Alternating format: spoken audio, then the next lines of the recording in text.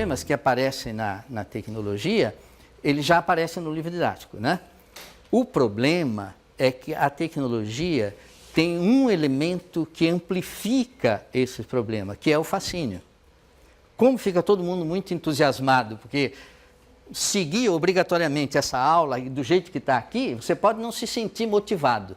Mas aí você põe uma tela bonita ou não sei o que lá e você esquece dessa inadequação, que é eu ficar simplesmente sendo programado por um caminho assim já bem traçado, né, bem fixado. Eu esqueço e eu até acho bonito, né? Puxa, legal, né? Eu fiz e tudo, quando na verdade é igualmente problemático, né? E o ritmo já é pré-determinado, né?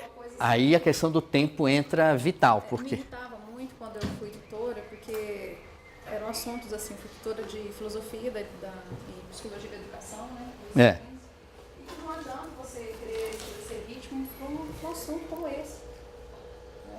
Pela densidade da disciplina. Então, primeiro, a aula programada já se colocava entre os alunos e os textos clássicos.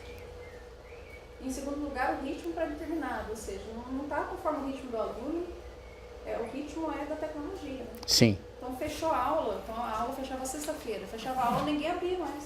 Passou a aula, acabou, perdeu. Então assim, quem está no centro, né? Você sabe que eu trabalhei na escola básica durante o tempo que eu pude, fiquei aqui meio período dava aula em escola, até 86, parece ontem, mas já há 30 anos vai fazer. Mas aí dava aula assim em escola, mas era outra época, 86, né? Pouca tecnologia, e a gente ainda usava muito, na década de 80, início, o mimeógrafo. Mimeógrafo, a álcool, lembra disso? Eu usei, mas você é jovem, eu usei assim, prisca zero. Então, na escola, a gente tinha um luxo na sala, tinha um mimeógrafo, não era um computador, mas um mimeógrafo. E eu pegava os extensos, né? Os extensos lá, coloridos. Você sabe que eu fazia cores, assim, várias cores, né? Vermelho, verde, tudo, né? Porque é só você passar em rodadas, né, diferentes e tudo bem. Então, a diretora, que era uma excelente professora e tudo, e que também era dona da escola, ela fomentava isso, estimulava, então todo mundo fazia o seu material, né? Fazia o seu material. Poxa vida, parecia uma coisa maravilhosa, mas não era, sabe? Não era. E a gente, em matemática, acabava usando um livro didático e o nosso material. Porque esse material não é organizado. Os alunos, cada um tinha uma pasta assim, né? Uma pasta com plástico e tudo. Você dava aula, eles vinham aqui e enfiavam as fichas da aula, né? 2, 3, 4 folhas da aula, eles enfiavam aqui. Pronto. Na aula seguinte, enfiavam da aula seguinte. Tudo mais organizado que o crime, né? Tudo bem organizadinho. Só que nunca mais eles iam mexer naquelas folhas, né? E a ideia de o que virá na aula que vem, o que virá depois, porque você folheia um livro também, você fica vendo isso, né? Vendo tudo organizado. Hoje ele está aqui, mas será que vai para lá, vai para acolá? Isso se perde absolutamente. Então, usar esse material do mimeógrafo era bom enquanto durava ali na sala de aula. Mas como material de conhecimento organizado era péssimo. Então, usava o livro também, né? E enfrentava outro tipo de problema, que é você indica um livro e usa só uma parte, não usa tudo. Aí vem um pai reclamar que, pô, comprou o livro, gastou e não está usando o livro, né? Então, esse tipo de reclamação, quando na realidade o livro é para isso mesmo, é para ser usado e não para ditar como é que vai ser o curso.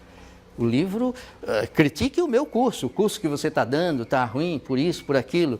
Não é que você não pode ser criticado, mas não me critique porque não dei 10 páginas do livro, ou 20 páginas do livro que está lá e ele não ensinou. E daí?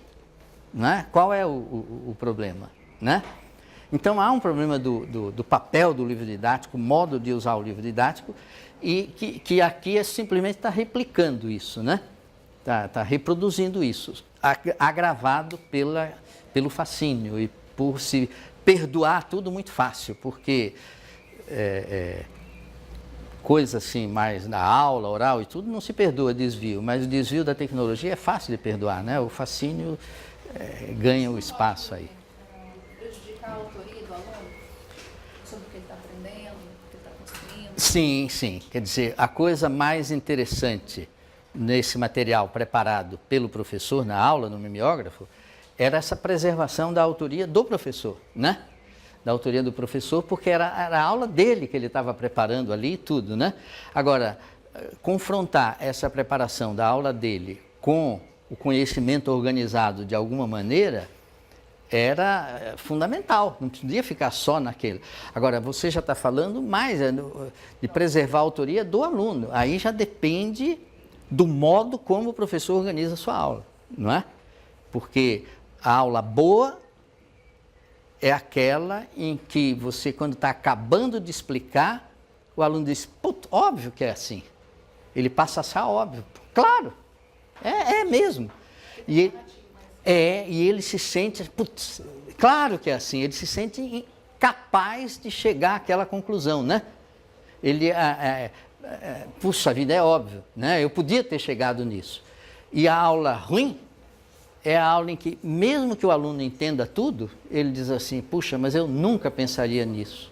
Aí é uma péssima aula, mesmo o aluno tendo entendido tudo. Não é? Porque você não vai permanecer a vida toda na escola. A situação é de formação continuada, educação permanente. Nós vamos estudar a vida inteira, mas não necessariamente na escola. Enquanto a gente está na escola, a gente tem que aprender a aprender. Aprender como se aprende. A gente tem que criar o discernimento de, sem ter um programa para cumprir, eu dizer, eu vou estudar isso. Eu vou estudar não é porque tem um programa que eu tenho que cumprir e fazer prova. Eu vou estudar porque é o que está me interessando. E você tem que aprender na escola, enquanto está na escola, o que é um bom professor. Não porque você esteja querendo ser um professor, mas porque quando você sai da escola, na vida você tem que identificar, puta, esse cara tem muito que me ensinar, eu vou aprender com ele, não é? Porque a vida inteira você vai aprender, mas com quem? Quem é seu professor? Só enquanto você está na escola é que dizem, esse é seu professor. Saiu da escola, você decide o que quer estudar e com quem vai aprender, não é? E aprende isso enquanto está na escola. Tem que aprender isso enquanto está na escola. Bom, mas vamos então, a partir das cascas de banana e tudo, ver as questões que vocês trouxeram e quem quer formular. Diga, Cília. A questão que eu estou pensando aqui, que essa parte me incomoda bastante, no sentido que o livro é um conhecimento organizado, mas ele poderia realmente estimular para ser consultado, para ver o que vai vir depois, para resgatar o que já foi. Mas eu não vejo isso na prática acontecendo hoje, principalmente porque ele dá mais trabalho, ele é mais demorado do que entrar exatamente no computador. Que na verdade também eles não sabem fazer a busca do jeito que deveriam, pelo menos é o que eu acompanho na escola, né? E eu percebo que os livros cada vez mais são solicitados e são minimamente usados, praticamente não usados. Tem livros que são, do começo até o fim, a gente está em outubro, e eu percebo até dos meus 3 filhos, livros fechados, do jeito que comprou, tá lá. Inclusive, eu peguei livro de outros professores que também têm filhos, do mesmo jeito. Então, ele já passou para mim, eu vou passar para outro, e ele continua fechado. Certo. Ele não, e eu já fui questionar, já fui até perguntar, e uma explicação que eu tive, principalmente quando é uma língua estrangeira que se compra alguma coisa, é porque aquele nível não é adequado, por exemplo. Eu falei, como que então? Ah, não, mas o professor que pediu já não está aqui. Então, eu acho também que se coloca a culpa, né, na escolha, na programação, mas mesmo assim eles não são estimulados a tudo que tinha Olha, atrás sobre isso. No mercado do livro didático, está ocorrendo já há um bom tempo uma certa distorção, que é assim, o governo é o maior comprador de livros do país, né? Quer dizer que a venda de livro didático fora da venda para o governo é residual. A editora é assim, organizada para vender para o governo. Ontem eu li no jornal que uma matéria com o editor, acho que da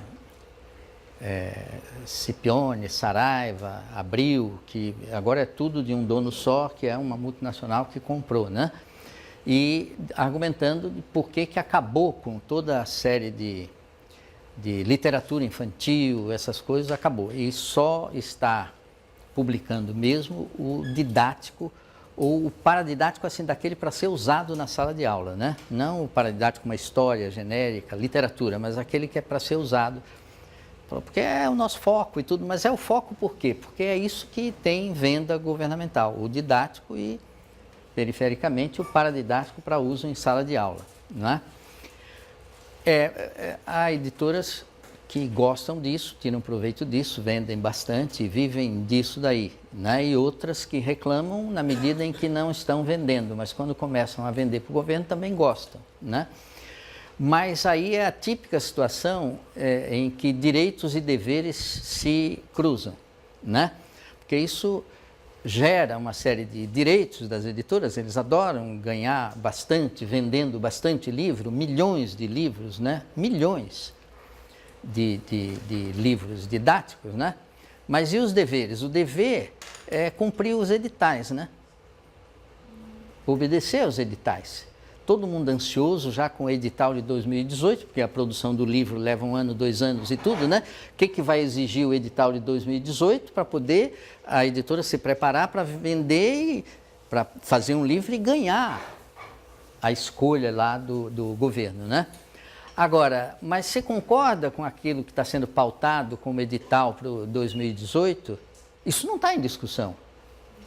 Se você concorda ou não, qual é o projeto educacional da escola, da editora, do Estado, isso não importa. O projeto, então, é fixado pelo edital. O edital diz que o livro tem que ser assim ou assado, então que produzam livros assim para poder os livros serem comprados pelo governo, né?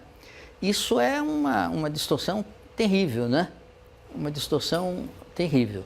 Eu escrevi livro didático no século passado, né? Mas assim, na década de 80 e tudo, e naquela época era factível o caminho, você ter uma ideia de um livro, um projeto de livro, de matemática, ou de física, ou de ciência, né? Você tem um projeto, elabora o projeto direitinho, o livro tem essas características e tudo, vai a uma editora e vende o projeto. Vende no sentido de ele comprar a ideia, de dizer, vamos fazer esse livro, né? Hoje, esse percurso não existe. As editoras é que correm atrás dos autores, não é? A editora quer fazer um livro assim assado, aí ela contrata pessoas para fazer o que ela quer. E o que ela quer? Ela quer o que o edital diz, o do PNLD aí diz, né? O PNLD, qualquer um diz é assim, então pronto, a editora internamente tem um gerente, em geral uma pessoa competente tecnicamente, e aí contrata pessoas jovens. Eu tenho entre os alunos da graduação muitos alunos que são contratados todo ano, muitos quer dizer 4, 5, 6, né? De matemática, graduandos, que bons tecnicamente, que são contratados, trabalham nessas editoras como funcionários, batendo cartão, ponto e tudo, né? Tem bons salários, 6, 7 mil reais e vai, né? Para recém-formados ou se formando, né? E lá a tarefa é assim, escreva um capítulo sobre funções. Né? Para quê? Para o ensino médio, um capítulo sobre funções. Pronto. O outro escreve um capítulo sobre outra coisa, é um Frankenstein. E aí alguém que organiza aquilo e faz uma coleção dessas aí, né? De livros de matemática ou de todas as matérias, tá certo? Então há uma obrigação de seguir uma pauta, um dever de seguir uma pauta que está diretamente associado com o direito de desfrutar quando vence e dizer, olha, foi a editora que mais vendeu livro nesse país, né? Agora, a identidade se foi, porque ela está ali, é a que mais vende livro. Agora, qual a identidade desses livros? Isso é o que o edital fixar, não é? Com muitas outras agravantes práticas, como, por exemplo, as avaliações dos livros a serem adotados. As avaliações são feitas por universidades, não é? Grupos de universidade, quer dizer, grupo de pessoas de uma universidade e tudo. E isso circula, quer dizer, livro de matemática. Então, é o grupo da Universidade Federal de Pernambuco que vai avaliar. Aí eles avaliam o livro de matemática, aí vem as avaliações e a editora aí corrige, diz, não, a gente tem que ir nessa direção e não sei o quê, para poder vender da próxima vez e tudo. Aí na próxima avaliação muda, quem vai avaliar o livro de matemática não é mais da Universidade Federal de Pernambuco, é da Federal do ABC. Né? Porque circula, senão fica congelado, circula. Pernambuco vai avaliar de outra área. Aqui.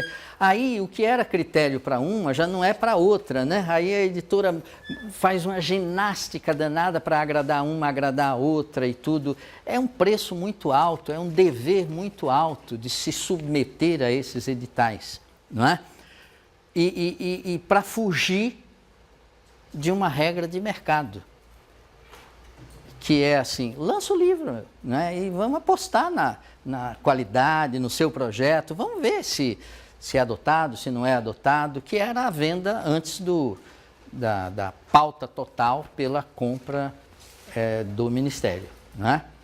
Eu acho que absolutamente indesejável essa compra assim, né? Do jeito que é feita. Eu acho que a escola escolhe um livro do jeito que ela quer, a escola escolhe. Se o Ministério fornece os meios de adquirir, tudo bem, mas o governo comprar centralizadamente para o país inteiro, para tudo que é escola, né, decidir o que é bom para tudo que é escola, isso mais corrompe o processo do que favorece, né, que as escolas tenham o livro. Né?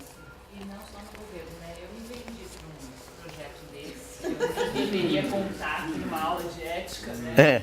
Então, e foi assim, a editora falava assim, a gente quer competir com este aqui dessa outra editora. Então você tem que fazer isso igual, porque esse aqui está vendendo bem, isso aqui. E eu vendi os originais. Então quando chegou o livro, até hoje eu não abri, porque eu não tenho coragem de ver o que virou.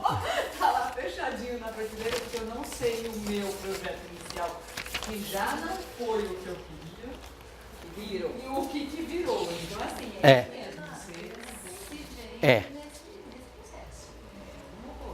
A gente já recebeu na escola, É? a gente já recebeu na escola editora falando assim, a gente quer a conta de vocês, o que vocês querem? Nesse nível. Porque a gente tem isso, mas se vocês disserem que vocês precisam de outra coisa, a gente muda. Então, o Groucho Marx é que dizia assim, eu tenho meus princípios, mas se você não gostar deles, eu tenho outros. Eu arrumo outros aqui para você gostar. Essa é a regra, não é, dessa dinâmica editorial. Mas vamos ver algumas questões colocadas aqui nesse finzinho. Ó. A Luciana, cadê a Luciana Plateiro? Né? Você quer colocar a questão, Luciana? Vou colar aqui, porque eu já não lembro mais o que contar. Há quem defenda que a interação humana tenha diminuído sua importância, né? Há quem defenda que a interação humana tenha diminuído em sua importância e seu significado com o aumento constante e frenético das tecnologias. Sim. Academicamente, existe uma área, por exemplo, que se dedica aos estudos da interação homem-máquina. Isso. E os mais pessimistas reforçam a certeza de que mais de menos dia as máquinas substituirão os seres humanos. Né? Existe, no entanto, um entendimento contrário a essa tendência, cujo foco é o benefício trazido pela tecnologia para a aproximação entre as pessoas. Então, a minha preocupação é assim, na escola, que é, de fato, um ambiente privilegiado de interação humana, como é que a gente garante que esse uso da tecnologia evidencia essa aproximação, mesmo que a gente se pense nas relações de ensino e aprendizagem, por exemplo, à distância, né, que a gente estava discutindo aqui. Então, assim, a importância da humanização, será que a gente pode falar assim, da humanização da tecnologia? Né? Então, é a questão central da pergunta central, humanismo ou transhumanismo, né? Quer dizer, o que deve ditar o ritmo, por exemplo, na questão do tempo, né? Mas em geral, se é o modo de ser do ser humano ou o modo de ser do equipamento, né? Não é uma coisa simples de se responder, não é. Por mais que seja simples a gente dizer assim, não, é claro que o modo de ser do ser humano é que tem que ser decisivo, é fácil fazer essa opção, mas os contra-argumentos vêm assim, por exemplo, uma pessoa fisicamente perde uma perna. Ela acha muito natural colocar uma prótese e pronto, a prótese não tira, é uma tecnologia que foi incorporada e ela não tira a essência lá da pessoa, né? E vai assim com outros órgãos e tudo. Quer dizer, usar a tecnologia para isso, né, não alteraria o modo de ser do ser humano, né? Isso contribui para manter a pessoa numa atividade, entre aspas, normal, né? Agora, como é que se responde a isso? Quer dizer, o cara diz, não, mas eu pôr um chip na cabeça para fazer você pensar de uma determinada maneira, introduzir um chip, não é muito diferente de uma prótese. Será? É esse o ponto para se discutir, né? E veja, só completando isso daí, ó, há uns 2 meses, uma esposa de um grande amigo, colega, parceiro aqui da universidade, teve um problema de saúde, um problema na cabeça, um problema insuspeitado, que depois, a posteriori, a gente sabe que ela sempre teve, mas se manifestou agora, de repente, né? E esse problema foi resolvido, e ela ficou entre a vida e a morte mesmo. E o problema foi resolvido, ficou na UTI muito tempo, com a colocação de uma válvula na cabeça. Uma válvula para controlar a pressão, porque é água, hidrocefalia e tudo. Mas a hidrocefalia era consequência, não é a causa, era consequência de um tipo de tumor não operável, né? Enfim, a pessoa teve que a gente achou que tinha perdido, a pessoa não perdeu, está ótima, jantaremos junto hoje, jantamos na sexta-feira passada, não é? Está tudo bem, vida normal, mas com um aparelho na cabeça. Qual é o aparelho na cabeça? É uma válvula para regular a pressão, porque se a pressão no cérebro ficar descompensada, esse é o risco, não é? Então tem um aparelho com um dreno que vem por dentro, uma coisa sutilíssima, sai aqui embaixo, não é? E que é regulada a pressão com um controle remoto, que é um ímãzinho de fora.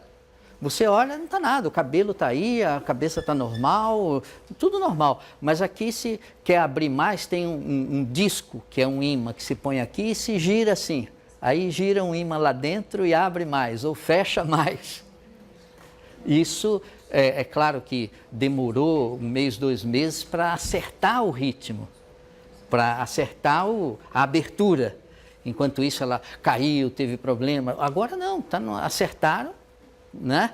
E ela está vivendo, terá que a cada não sei quantos anos ir lá para trocar ou atualizar esse equipamento e está viva, né? E não mexeu com a consciência dela, esse é o ponto, não é? Agora, quem tem esse controle sobre o que mexe ou não mexe? Quando se faz uma cirurgia no cérebro, ninguém sabe, quando sair de lá, a sequela, o efeito. Você tira alguma coisa, um tumor e tudo, sai, parece que não mexeu em nada, e de repente a pessoa tem um lapso, tem isso, tem aquilo, né? De repente mexeu, né? Quem tem o controle disso? Isso devia ser permitido? Vai alterar o que é a pessoa? Não, não altera, não alterou. Poderia ter alterado? Poderia. É por isso que eu digo que a discussão não é uma coisa tão simples. É fácil fechar, e fechamos tudo, assim, que a consciência é uma marca da pessoa, né? A consciência. Então, você colocar um chip para fazer a pessoa agir de uma determinada maneira, independente do que ela conscientemente pensa, é uma coisa inaceitável, não é? Mas os limites disso são muito sutis, e aí é que a coisa pega. Mas diga, Douglas. Eu vou pegar um exemplo anterior, porque eu acredito que a gente consegue estabelecer alguns critérios conforme a gente vai enfrentando esse tipo de situação. Eu lembro que, se não me engano, na última Olimpíada, teve um atleta, se não me engano, é o Oscar... Isso mesmo. E ele competiu na modalidade com todos os corredores, só que ele não tinha uma perna. Sim. E ele... ele não tinha as duas, isso mesmo. Ele tinha as 2 pernas e ele usa uma prótese e ele competiu na categoria com todo mundo.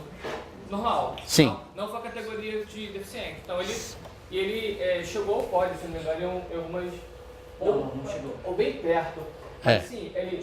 Não, ele não chegou, mas antes dele não chegar, se discutiu se seria válido Então, no caso de chegar. E aí, quando ele foi disputar a Paralimpíada, que era a expectativa dele se desenvolver melhor, ele perdeu para um brasileiro com a mesma debilidade. E aí o que aconteceu? O argumento que a equipe técnica dele utilizou é que a prótese desse Daniel era maior proporcionalmente ao corpo dele.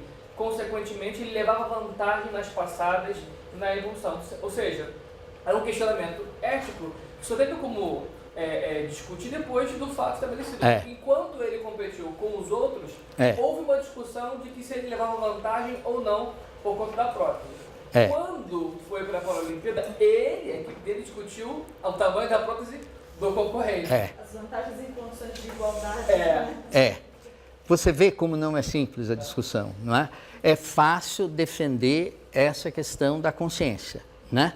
Então, esse aparelho não está alterando minimamente o quadro de valores, né? Essas questões ligadas à consciência. Até onde a gente entende, não está. Mas quem sabe se está ou não, não é? Porque essas coisas não são manifestas imediatamente, não é? De repente a coisa é tão sutil que você só vai notar numa determinada classe de fenômenos, não é? Não exatamente nessa. É delicado.